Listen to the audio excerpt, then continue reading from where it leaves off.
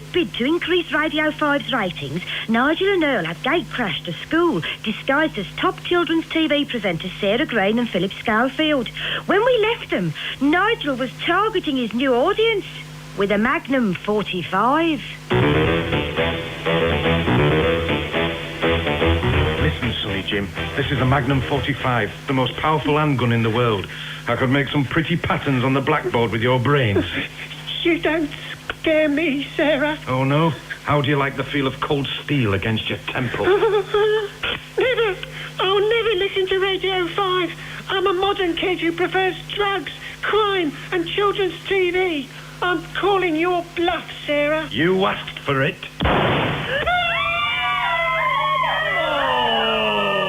Oh, Sarah! All over me anorak. I can't believe you just did that. Not someone who's married to Mike Smith. Stop wittering. It's well after the watershed. He's got a point. It was rather gratuitous. Yes, but my orgy of graphic violence is sure to create a ratings-busting controversy. Good point. Shall we shoot another one? No. I am putting my foot down. All right. Since we've already established that we are fictional radio characters, let's wind back for a less bloodthirsty compromise. Can we do that? We can do anything, Philip. Listen. You don't scare me, Sarah. Oh, no? How do you like the feel of cold steel against your temple? Okay, don't shoot. I'll quit ram raiding and listen to Radio 5, especially the award-winning children's drama. Who could ever have doubted the social healing power of the wireless? So it's Radio 5 for all of you from now on, okay? Yeah. Oh, all right then. Yeah, okay. There you go, Teach. The same result without the blood. I'm very impressed. Not only have you boosted Radio 5's reputedly meagre youth audience, but you've solved Britain's juvenile crime problem along the way. We aim to please, sir. We aim to please. Come on, Philip. Our work here is done. Oh, before you go, there's just one thing. What's that? Can I borrow your gun?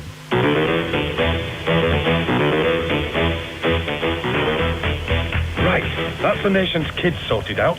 Now we've got to snaffle that elusive young adult audience. That's easy, Nigel.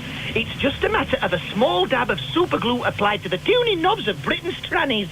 Which will fix every radio permanently to 909 or 693 kilohertz on medium wave. Brilliant. And mean that the whole nation is literally glued to their sets. Get it? I've a horrible feeling that John Burt was right about the quality of our satire. But how could I get the country's 20-somethings to give me free access to their living room? You might have met your match here, Earl. I mean, you'd have to be a diminutive carrot-top scout leader TV breakfast show presenter. You mean like Chris Evans? Ooh! I'm sure I could drum up a nifty disguise. That's as may be, Earl, but you'll never capture the essence of his broadcasting genius. Try this for size. Don't forget your toothbrush. I stand corrected, Earl. You really have got the golden touch. Now for the disguise. We're in luck. Here comes the irrepressible Dayglow prankster himself. Life's so unfair. How come he gets to be real? Never mind that, Earl. Smash him on the bonce with this giant toothbrush, whip out your mum's best potato peeler, and scalp the carrot top. Righto! Hold still, Mr. Evans, sir. Help! I'm being scalped here. Don't worry, Mr. Evans, sir. It's just for fun. Oh, dear. He's passed out. Nick his glasses, whip on his dripping ginger pelt, and grab this bumper pack of Bondic glue tubes. Righto!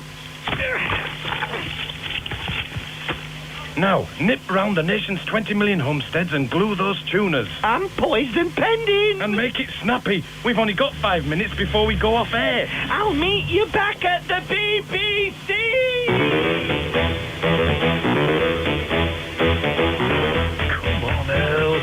Where is he? Come on. All done. Phew. Good work, Earl. I've checked the ratings, and they're a testament to the adhesive power of Radio 5. You mean? Yes.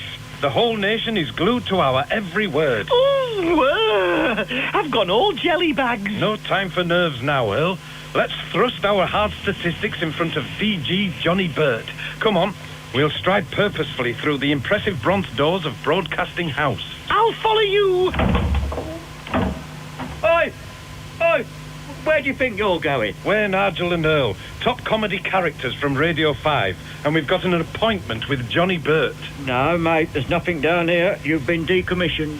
I don't think you heard me properly. I said, we are Danny Baker and Jennifer Saunders, intelligent and sophisticated pillars of distinctive BBC talent. Absolutely, sweetie. I'm convinced. He's in his office. Gooey! Mr. Burt, sir. It's only us. Hey up, Johnny, mate. Ah, Nigel, Earl. I'm just having a late supper. Some bread, some wine. Care to join me? Never mind your midnight feast, Johnny, mate. Feast your eyes on these. Ah, some new ratings. Fascinating. We've done it. 100% audience share. Reach, spread, jam, appreciation indexes. We've got the lot. Mind you, we did have to twist a few arms. And shoot a few children. The nation is listening. And the network has been saved. Not so fast, my fine fictional friends. You seem to have misunderstood the central plank of my policy.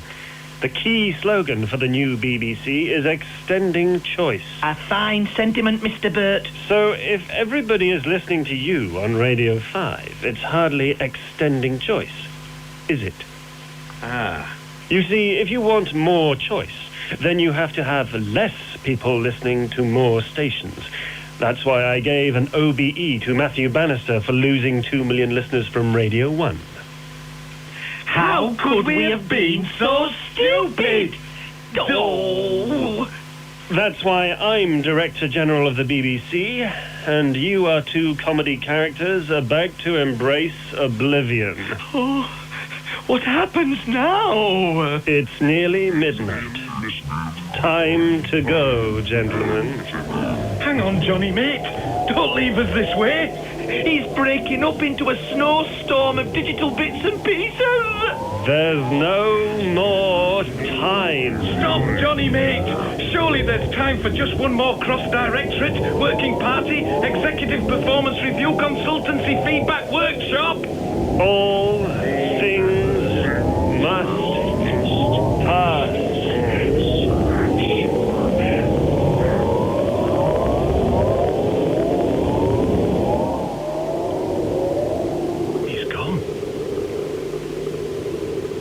Are we, Nigel? I don't know, Earl. We seem to be in a radio studio that's floating in an infinite black void. Just a green base table. Some old black Bakelite headphones. And a solitary antique BBC microphone staring at us like a fly's eyeball. Don't worry, Earl. We can't be dead yet. Here's a copy of the Radio Times. Are we in it? Yes. Look, lots of Radio 5 programmes to be proud of. Euromix? Look at that.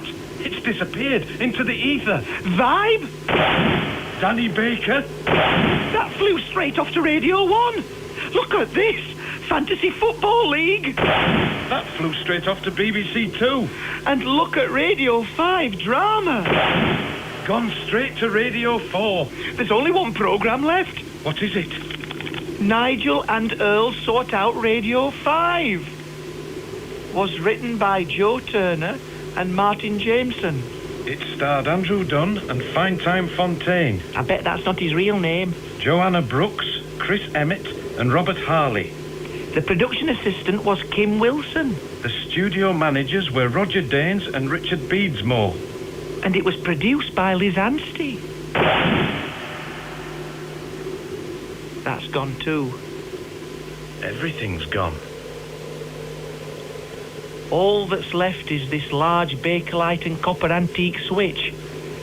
Read the label, Earl. Radio 5 on, off. Shall we do it, Earl? Hold my hand, Nigel. Be brave, Earl. Let's pull the switch together. I love you, Nigel. I love you, Earl. 1, 2, 3. Oh, hang on a minute, Nigel.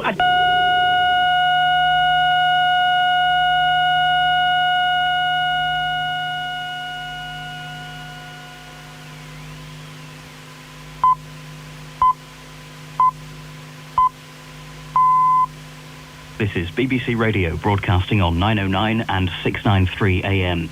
The news with Ricky Salmon and Steve May. 13 soldiers have been hurt in a road crash in Devon. Their army lorry, which was travelling in convoy, is thought to have gone down a bank and overturned. And finally, rugby union, New Zealand won the Hong Kong Sevens. They beat Australia in the final. That's it from BBC Radio Sport. Steve May. These transmitters are now closing down for the night, but 1FM continues with Anne Nightingale, and at 1 o'clock it's Claire Sturgis. On Radio 2 now, Steve Madden presents Night Ride. From 5 o'clock in the morning, this frequency will carry the new News and Sport network, Radio 5 Live. Morning reports with Jane Garvey will be followed at 6 by the breakfast programme presented by Peter Allen. But for now, it's good night.